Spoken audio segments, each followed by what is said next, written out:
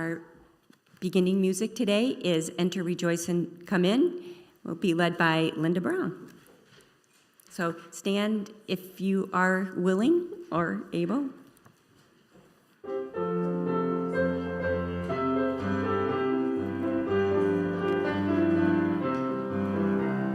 Enter, rejoice, and come in. Enter, rejoice, and come in. Today will be a joyful day. Enter, rejoice, and come in. Open your ears to the song. Open your ears to the song. Today will be a joyful day.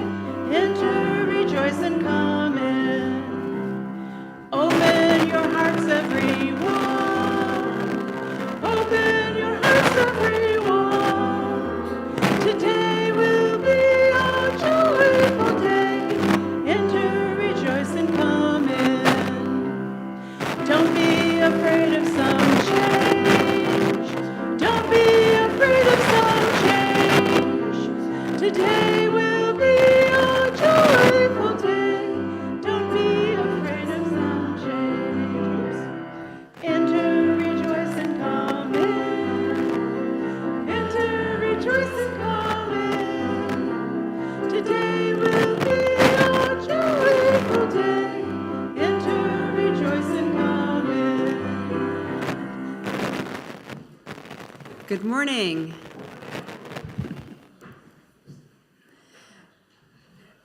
Welcome to the Universalist Unitarian Church of Farmington. My name is Reverend Karen Madrone. My pronouns are she and hers, and I have the privilege of serving this congregation. Today is a multi-gen service, but unfortunately our RE coordinator, Corey Cortez, is unable to be here, but we are holding her in our hearts. I also want to mention that you may be hearing from an unexpected visitor who is above us. There is a raccoon who is living in our rafters, and there is some roof work that was done last week, and the raccoon, we could not get out. So the building and grounds is fully aware of this. This is just like a few weeks ago with the woodpecker. The animals teach us to be present and remind us that there are some things we just can't change in the moment. So just be aware that you might hear some scrambling around above our heads.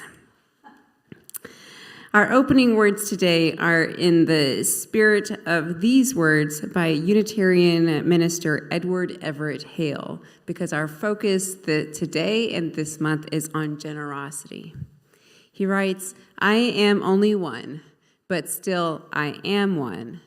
I cannot do everything, but still I can do something. And because I cannot do everything, I will not refuse to do the something that I can do." May these words encourage us to live our value of generosity during our time together today.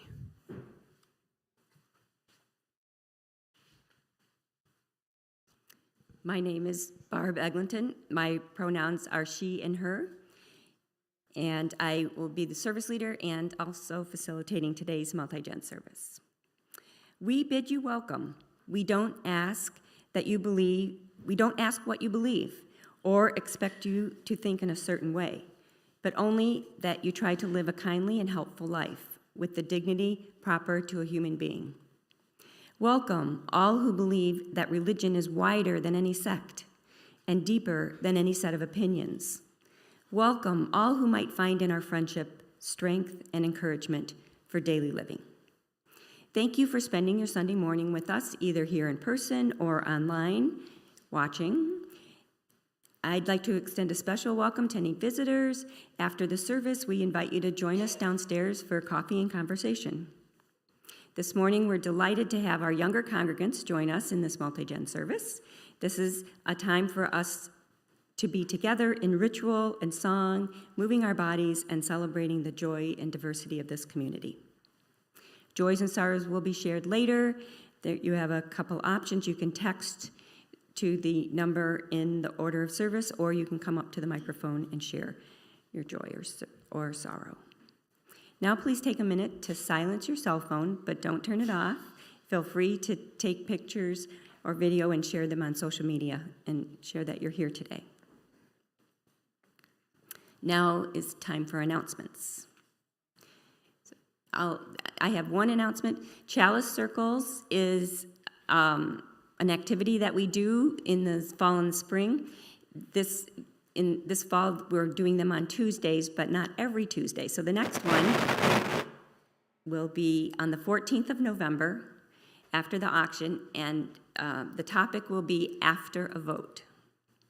And it will start at 7 o'clock here. All right, Marie, Tom?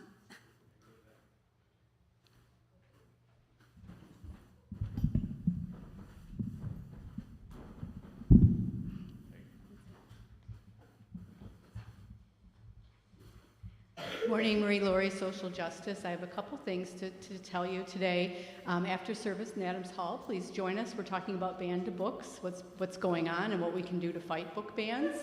And we'll be discussing that next week as well in the service. Next week in the service, we will have a Caring Sunday collection in that banned book vein for PEN America. PEN America has been around for about 100 years.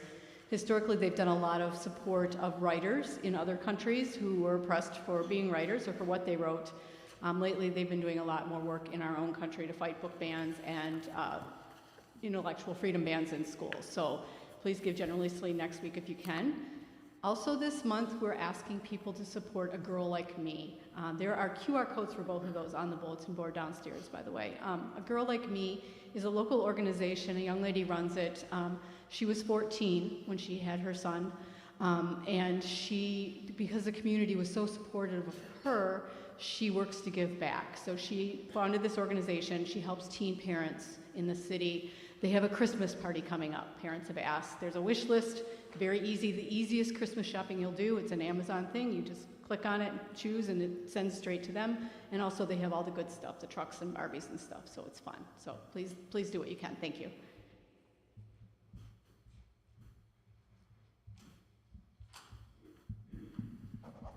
Good morning. My name is Tom Bjorklund from Membership Committee. A couple quick things. We have our UU and U session right after, well, not right after church, probably about noon. It's going to be meeting here. It's designed for new members, people who might be interested in becoming members, or people who just want to find out more about UU. It'll last about 75 minutes, and hope to see you here. Second one, Thanksgiving. We're going to have a Thanksgiving dinner here for anybody who might be interested. It's potluck. The membership's going to buy the ham and turkey potluck from there. It'll be, we started doing this last year after a several-year hiatus. It was a lot of fun. If you don't have any other plans for Thanksgiving, come on there. We say RSVP just so we have some idea how much we need to buy. 4 o'clock, and it is strategically scheduled for after the Lions game. So. And thank you for reminding me. Tom, how long is the meeting for people that are interested in learning more? About 75 minutes. 75 minutes? Yeah. Okay.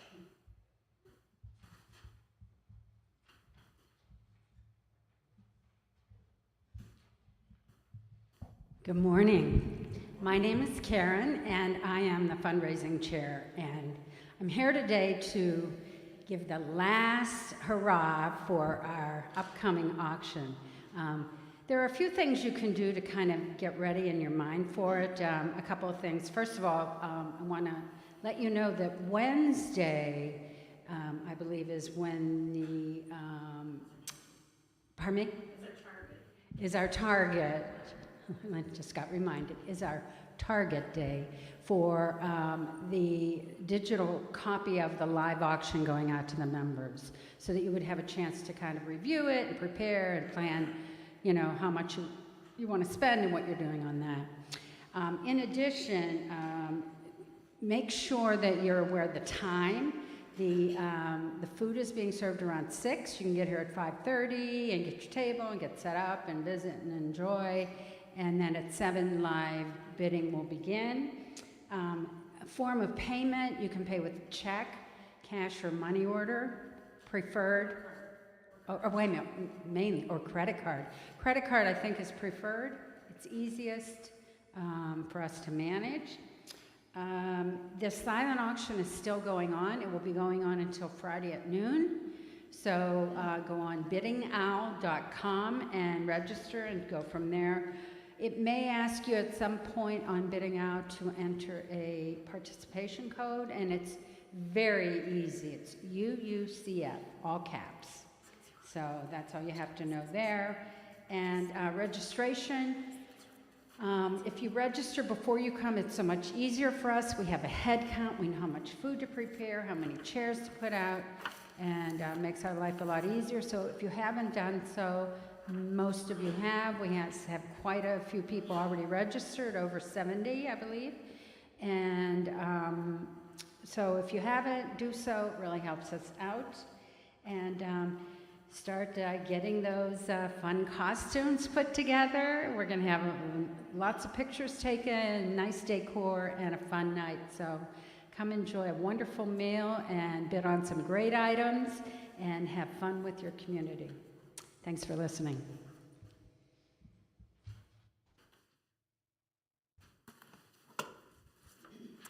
Our beloved community is made up of all of us and how we support and believe and live our values.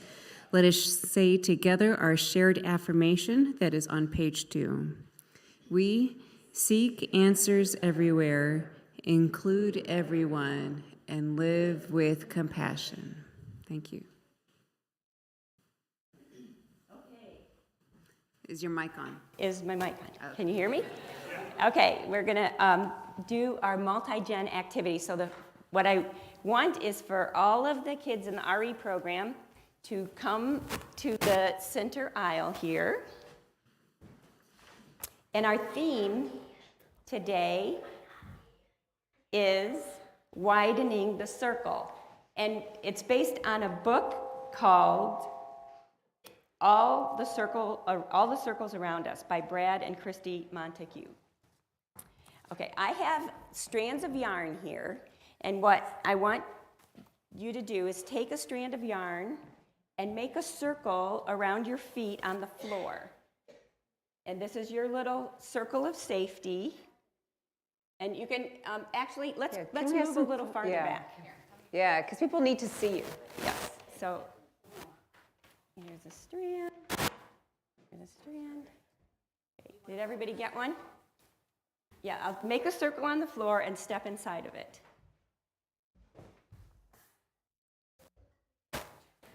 Okay, does everyone have one? Okay, this way.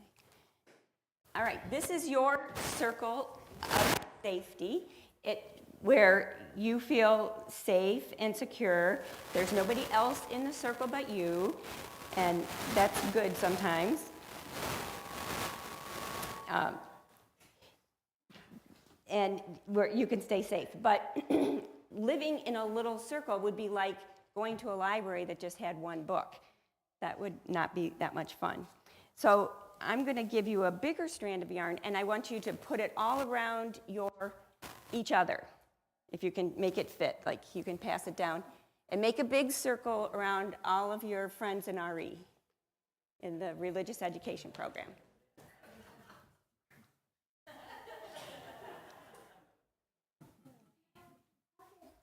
So what can we do? What can you do when you have more people or more friends in your circle? You have friends to play games with, friends to share your struggles with. What other things?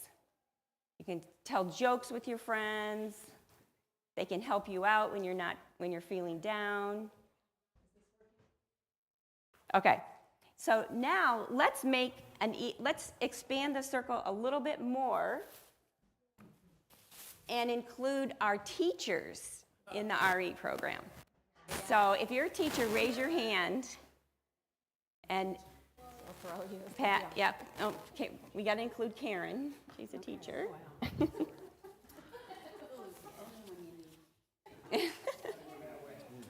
All right, what?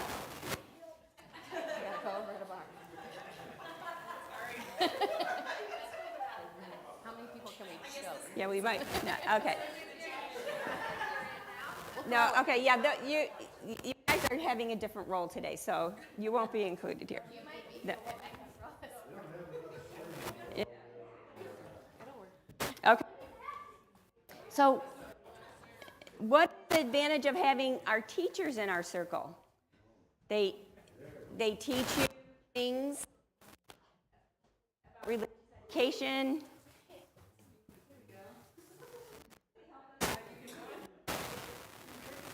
What is the saying that we do at the beginning of our classes?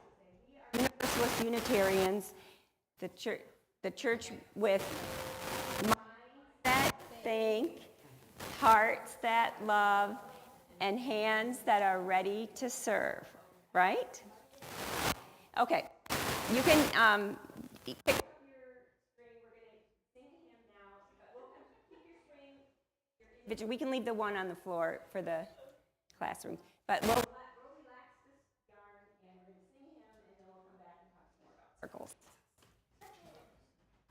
So this hymn is a round, and Linda and Bev are going to lead the different rounds. So maybe somebody in the pulpit could use the pulpit mic, okay, sure. And that. So since that mic doesn't work. So we're going to sing it together one time, or once through together, and then Bev is going to take the first part on this side, I'll lead the second part, and we'll sing it through 3 times after that. 3, not 4, 3. So the number 402. Yes, number 402. And rise if you're willing and able.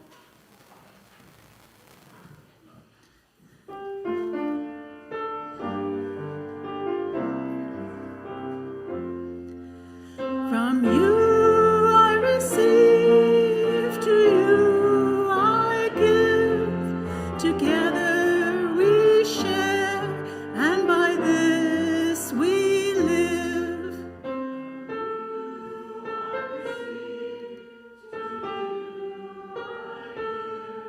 To you I receive, to you I give. Together we share, and by this we live. To you I receive, to you I give. Together we share, and by this we live. To you I receive, to you I give. Together we share, and by this we live.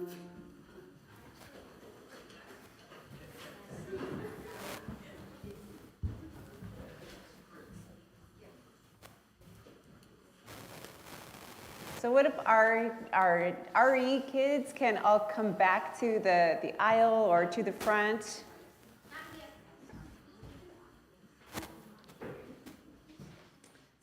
When Miss Barr made you make some circles, what was your first circle for? Do you remember what was this first circle? It was for yourself. For me, yes. Sometimes that is okay. Sometimes we want to stay just by ourselves. How many of you just want to stay by yourselves? Sometimes. Sometimes, yes.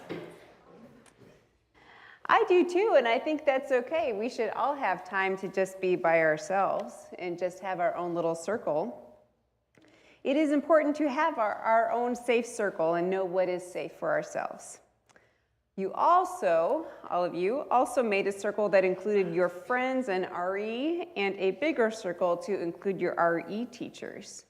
What did you think of that? How does it feel when you have the circle for the whole group? Okay? All right. And then we went a little bit further with our RE teachers, even though some were on other parts of the room. We managed to make that work, didn't we? Yeah. Well, we have an even bigger strand of yarn, even bigger, to include more adults in the congregation. Let's see how we do this. So here, you can. With Barb and Katie's help, we're making a circle that includes a few more people, but not quite everybody, because the yarn isn't enough for everybody. Let's see how many people we could include in this circle. We might need some help with people on the ends to pull some people in. You can take up some slack.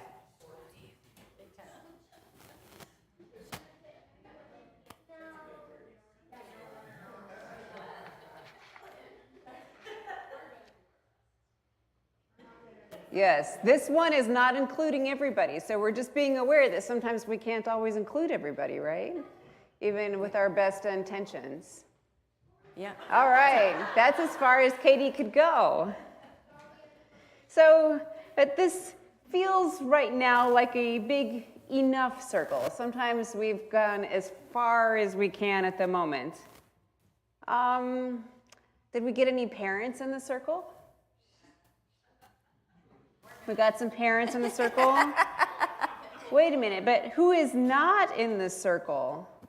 I see all these people over here that they are not in the circle. Wow. How are we feeling about this circle now? It's a lot bigger, but it doesn't include everyone, does it? No. How are these people, would any of you like to tell us how you feel about not being included in this part, in this circle? You can go ahead and say it out loud. Bud says he hurts. Paul says he feels left out. Yeah, Linda says feeling sad. So now we have this example of people being included, and some people, maybe not, intentionally, but they are being left out. And even when it's unintentional, you can still feel that sadness. And maybe it's not even personal. A lot of times it's just not personal, but we are still left out of the circle. What do you think? Should we make the circle bigger? No? What do you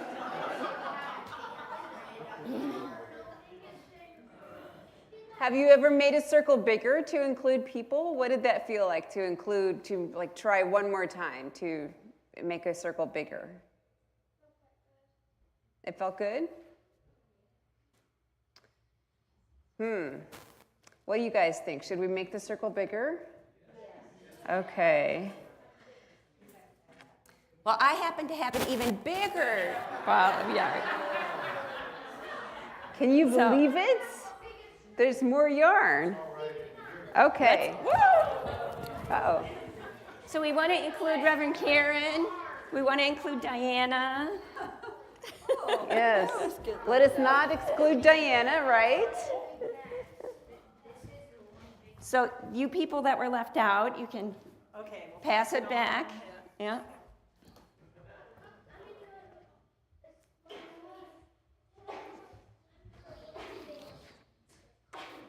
So while we're expanding our circle even bigger, I want you to think on times like in our lives, there may be people that we actually don't want to include in our circle because sometimes we feel maybe unsafe around them.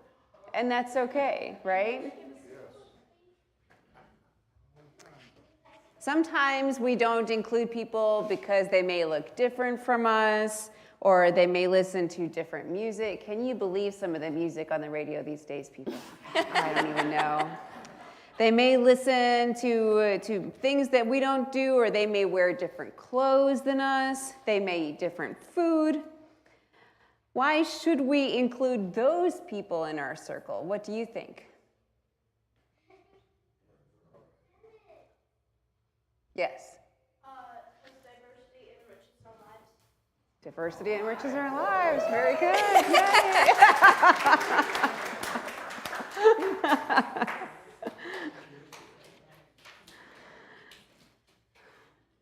Wait a minute. Do we have the yarn going all around? It's coming. Okay. So we have our yarn coming around. Barb has made it, we now have small circles for individuals, circle with just our RE kids, one circle that kind of went around, and now we have a bigger circle. I think we even went even further out. Oh, okay, good. Wait, oh wait, let me not trip. Okay, all right, okay, good, yay! We have the whole meeting house, all of us. What do you think, Barb? How did this come together? Good. I think we've included everyone that's in the meeting house. But what about people that don't come to our church? How can we, well, yeah, we probably don't have yarn big enough for The whole building. But what are ways that we can include other? Dexter? Inviting them and making them feel welcome. Yeah, inviting them and making them feel welcome. Yeah, very good. Anything else? Or online services. Yeah, making the services online so that people can see them at home. Very good. Do you know that this is a welcoming congregation? That means both something for us, but it also has a status in the Unitarian Universalist world. Do you know what that means? So last year, the program council and many of you worked together to make sure that we have renewal status as being welcoming, that we've done work around learning and growing to being LGBTQ recognized, and the work that you all have done. But it also means things like making sure we always have our headsets working, right? That we always make sure that there is gluten-free bread available. We always make sure that there are milk that people can use and the coffee and creamer that people can actually use. And if people we know are lactose intolerant, we make sure that we have oat milk available. There are many, many ways of being welcoming. Yes. All right. Good. Anything else that you might think of that could also be welcoming that we may have forgotten? Because I always keep in mind is that we have forgotten, right? There's always some new information that we don't have yet. I hug a lot. You hug a lot. I know, Dexter said that being diverse makes us stronger, and it helps us to learn. Have you ever, learned something from a custom or something that somebody else does, and it enriches you because you've learned something, and maybe now you can appreciate that thing that you've learned. So, okay, we ready for music? All right, our musical interlude is Magic Penny. So you can sit wherever you want. Take your yarn with you. You can take the yarn down. Thank you all. Yeah, Thank you all for being willing to experiment and try something new. I see some knots happening. So you can go ahead, Diana.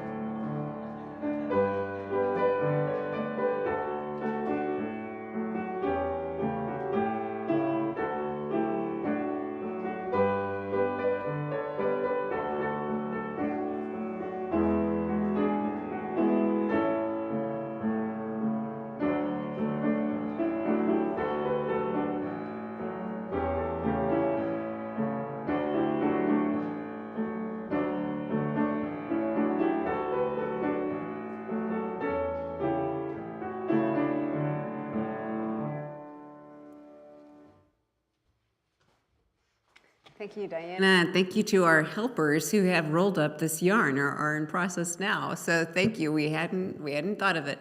All of this is all the little details. So thank you for stepping up to do that. So back in September, which now seems eons ago, we introduced the proposed changes to the Article 2 section of the Unitarian Universalist bylaws. We had the image up here, and we kind of walked through some of our values and had talked about how we live these values now. So this change that they are proposing would place love at the center of our focus and our principles and what we believe is our values. So we talked a lot about love that month. And then in October, we focused on heritage of Unitarian Universalism itself and on this congregation in particular, so that we could kind of get grounded into where do these things come from, who are we, and where would we like to go. And then this month, now that we are in November, now we are beginning the process of looking at month to month by about these specific values. And so the first one is generosity.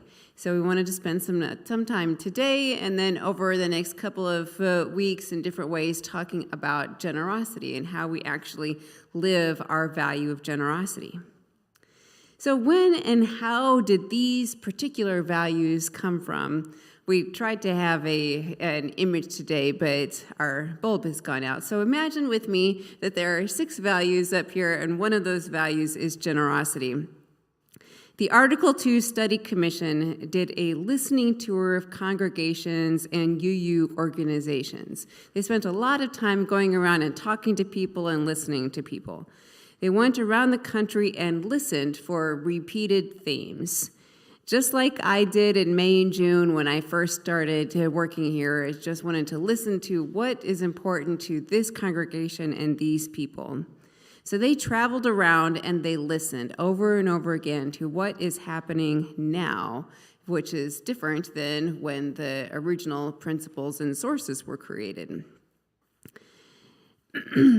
They wanted to listen to what do different organizations and congregations, what do they value most of the time? What are the repeated things that come up over and over again? They wanted to find out what do these organizations or congregations believe resonates with Unitarian Universalism, regardless of how it is practiced across the country.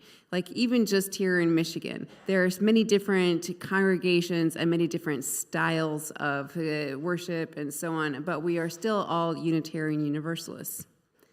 One of the repeated themes was generosity. Over and over again, in talking with and listening to our congregations, they heard that the value of generosity was important to them. It was something to keep going back to over and over again. For example, many congregations share a portion of their offering plate every single Sunday. Not every once in a while, but every single Sunday. Many congregations make a practice of giving to local organizations that align with their values. That is something that I see happening here all the time. All congregations, not just in the UU world, but in the whole country, have a minister's discretionary fund that supports people in local communities who are experiencing hardships. You may not know, but this congregation has a minister's discretionary fund, and I have used it a couple of times this fall to help people who are on the verge of being evicted or who are homeless right now. That is a very important thing that exists here, and I encourage you to give to that. Therefore, after their listening tour and much reflection, generosity became one of their proposed core values. This is the language they have in the proposed revision. I just want you to think on these specific words. They write, "We cultivate a spirit of gratitude and hope. We covenant to freely and compassionately share our faith, presence, and resources. Our generosity connects us to one another in relationships of interdependence and mutuality." What do you think? Does that resonate with what we here believe? Our Soul Matters programming chose to adopt these values over the course of the year as our themes so we can explore them further. And they've given us many resources that we can use to help us to stay in that and think on what does generosity look like for us as individuals, as smaller individual groups of people, as our congregations. How do we actually live this in the world? And so they have put together some thoughts on generosity in a variety of angles, per se, that help us to think on generosity in new ways. And so I actually wanted to start with saying that some of you, myself included, may wonder why we should spend time focusing on generosity.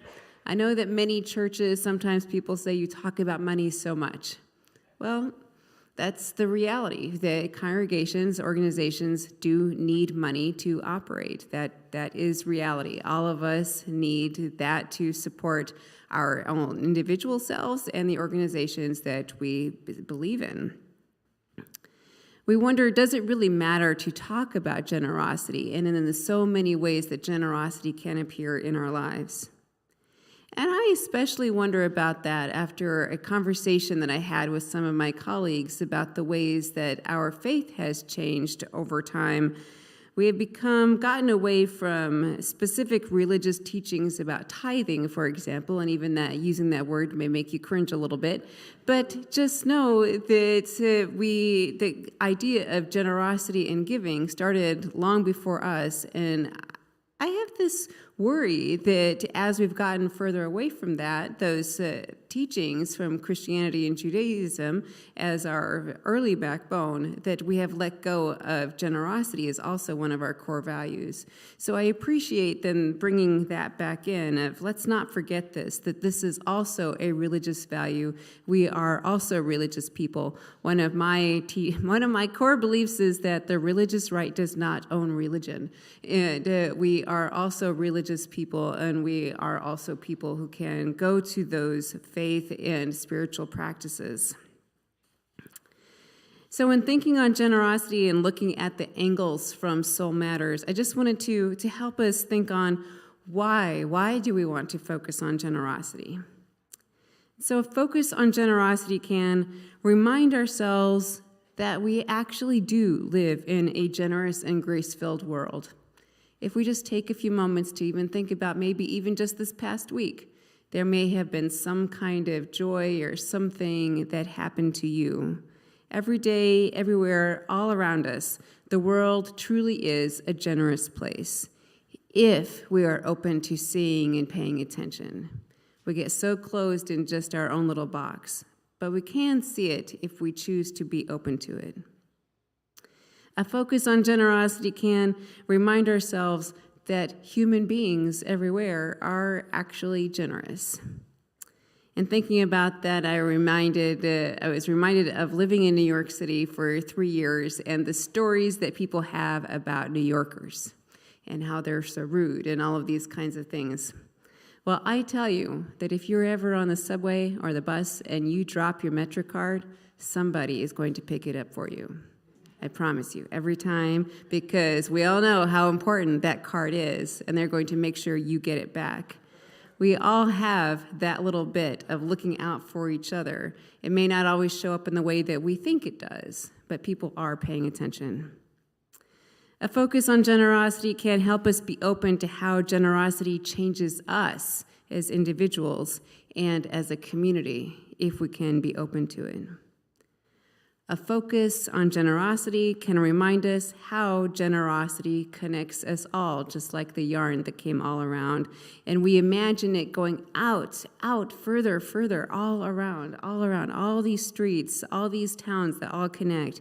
How can we be connected? Because of you, for example, I'm thinking about even the spice collection downstairs. And I imagine all of the people who are going to have their foods spiced and have more taste because of you, the things that you have done to extend further out to people you don't know. A focus on generosity can help us develop being generous as a daily, weekly, and monthly habit of this is who I want to be. A focus on generosity can help us become more aware of when we immediately go to scarcity thinking. Now, this right here is our biggest stumbling block, I believe. Scarcity keeps us closed off from connecting with each other and the world around us. Scarcity thinking, the vast majority of the times, it's in our minds. Scarcity thinking keeps us from seeing possibilities of what we could create together. I think a lot of times whenever some new idea comes up, a lot of times here at the whole rest of the world in many, many communities, the first reaction is, we've never done that before. We can't do that. Here's the reason why it can't be done. Instead of being able to step back and be curious, I wonder what we could do. If this thing wasn't an obstacle, what could we do? What are the stories we've created? Because the vast majority of the time, it's the stories that we create that keep us from being able to step into a new place of generosity, a new place that says, yes, we can give. We do have the capacity to do more than we think we can. And sometimes it is a true story that we really only do have so much yarn, but we don't have to stop there. What are some ways that we can expand our thinking, expand our ways of connecting? Hopefully with a focus on generosity this month and going on, that you will find more ways to find that within yourself, to expand even further. What does generosity look like in your individual life, in your family's life, your community, and ongoing? A focus on generosity helps us see where we can make circles bigger and bigger and bigger than we had imagined before. Let us always be generous people who see possibilities first.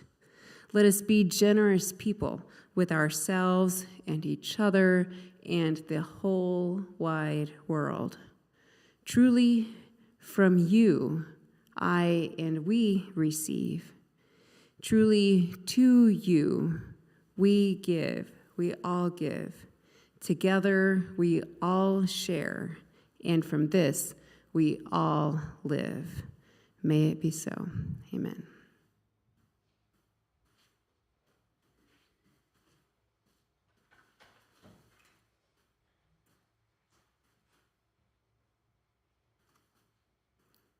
A perfect heart is one who has known love and loss. As we share our joys and sorrows, please direct your attention to the needs of this community.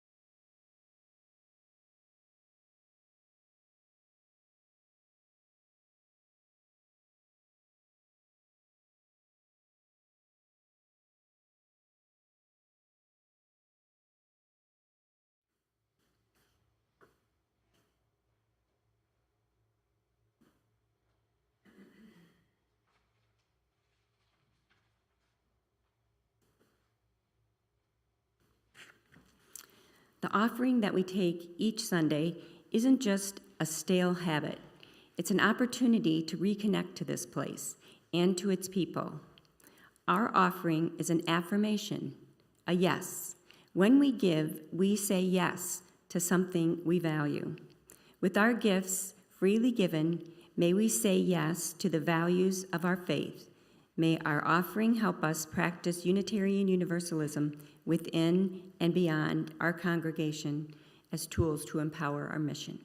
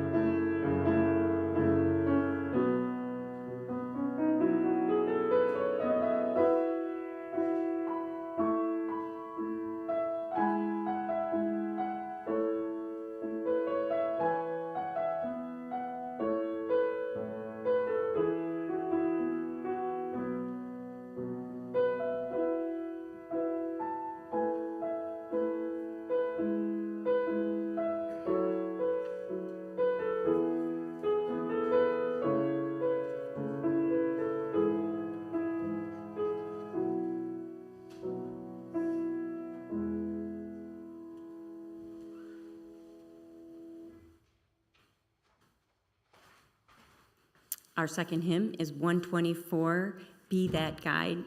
Please stand as you are willing and able.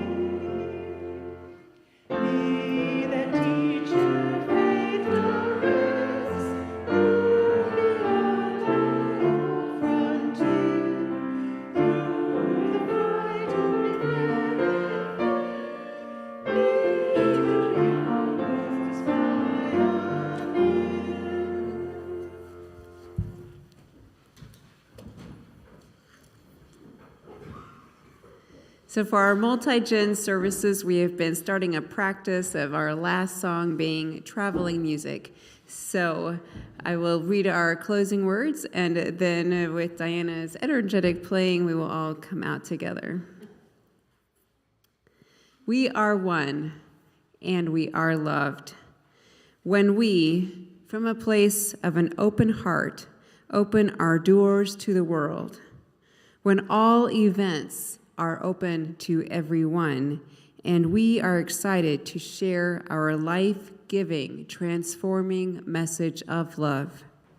When we share our offering from a place of generosity and joy, we do not become less, we become more. We now extinguish our chalice, but we take its light and its warmth with us, multiplying its power by all of our lives and sharing it with the world.